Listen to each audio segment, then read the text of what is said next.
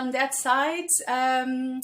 On this side here on my end, I'm going to bake a cake today, so it's a video a little bit different. I hope you like it. Since Easter is around the corner, I'm going to bake a Portuguese traditional cake. That is, it can be on a Easter table, absolutely. It's from a region of Portugal called Ovar. So in Portuguese, we will call it pão de ló de Ovar. Which is basically a sweet loaf, if you will, or a sweet cake, very wet. And I'm going to show you what's the trick to be very, very wet. And it's amazing. It's really delicious, really delicious. It has eggs. It's very easy to make, very easy, very simple ingredients, very quick to bake, and very quick to actually make it. So I'm going to show you all along, and come with me. Let's go ahead. So let's start with the ingredients. For this recipe, you will need 6 egg yolks, 2 full eggs, 120 grams of sugar. I personally used 100 grams because after my gastric bypass, too sugary or too greasy foods make me a little bit nauseous. So I use 100 grams, but if you are a sweet tooth, just go ahead. 1 tablespoon of water, 4 tablespoons of flour, and 1 teaspoon of baking powder. And the first thing you're going to do, as you can see, is we are going to separate the egg yolks from the egg whites.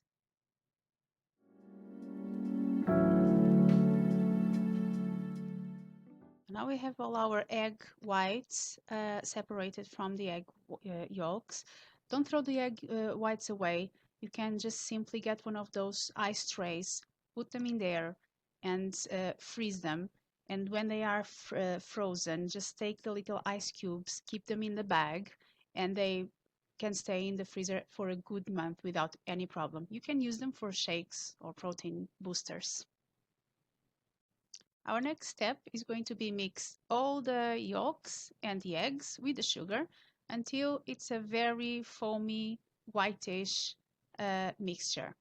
In the middle, we stop for a little bit, just add the 1 tablespoon of water and keep mixing for a little bit just until we get all blended together.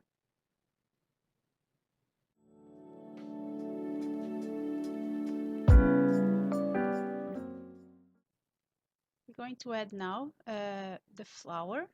I like to do it for 2 or 3 times. And what you don't want to do is mix a lot, okay? You want to go slowly and gently and pulling from underneath up. What we don't want is to break all the air and release all the air that was created while we were mixing the sugar and the eggs. So we do this in a gentle way to keep the mixture very fluffy and very airy.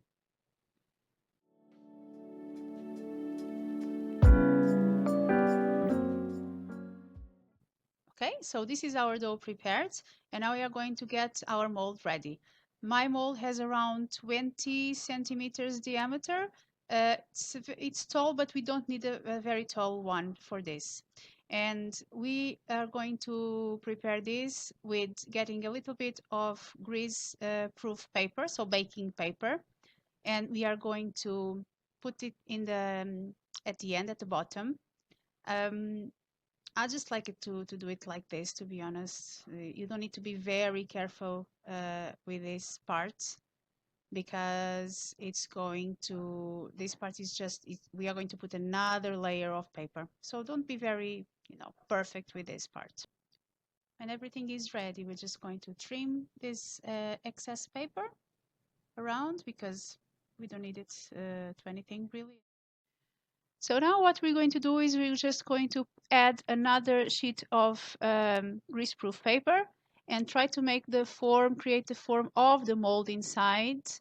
You don't need to be very perfect. It's just to literally try to create the mold. Don't worry about perfection. Just do it as I'm showing you here. And now everything is ready to get our dough inside. So we put the dough inside our mold and we're just going to take it to the oven. The oven must be, I started with mine at 180 degrees, but to be fair, I had to put it up a little bit to 200 in the meantime. So I would advise you to probably start with 200 degrees Celsius, and just keep an eye on it. If you don't know your oven very good, just keep an eye on it. It will take around 10 minutes to 15 minutes to bake. So keep an eye on your oven if you're not very sure how it responds.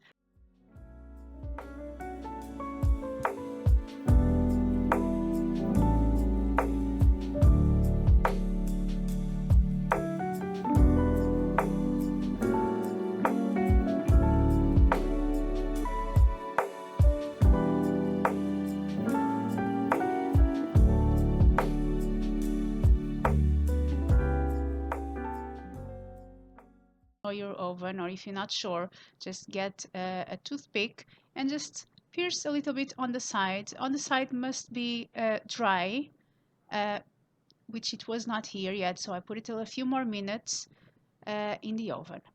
And our cake is done. So this is the color that it says. It's a very nice golden color. You would realize that it's very wobbling at the center, and this is our final result. So it loses lots of volume, but it's just the way it is. That's how we want it. We're going to change this into a plate. You need to be very careful because it's a very you need to be very gentle removing it, just very careful.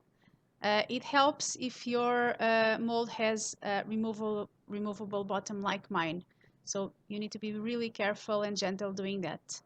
And now the next step is we are going to take the paper from the sides. And for that, the best way to do it is with a knife like you see here.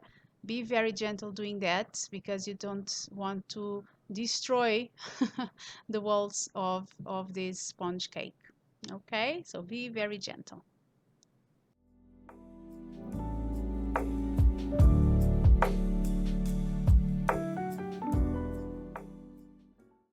And now this is the big moment where I'm going to show you the texture inside. Remember I said it was very wet, very liquidy.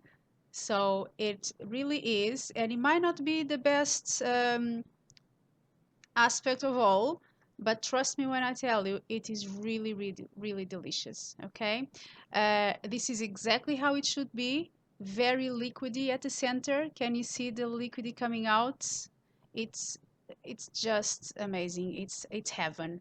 You need to do it and really try it. I hope you enjoyed it. And now I'm going to try a little bit, obviously. Right, everyone, now for the grand finale, I'm going to have a little taste. Cheers. It's amazing. Amazing. For me, it's not, it's the sweetness, it's okay. If I had put more sugar, it had been really sweet for me, because of what I said to you before, because of what I told you before. But if you are a really sweet tooth, just increase the sugar if you want. The recipe is for 120 grams, as I said in the beginning. I put 100, and it's just the right quantity. It could usually be a little bit less, to be honest, but like this, it's already really nice. Cheers, enjoy. See you in the next one.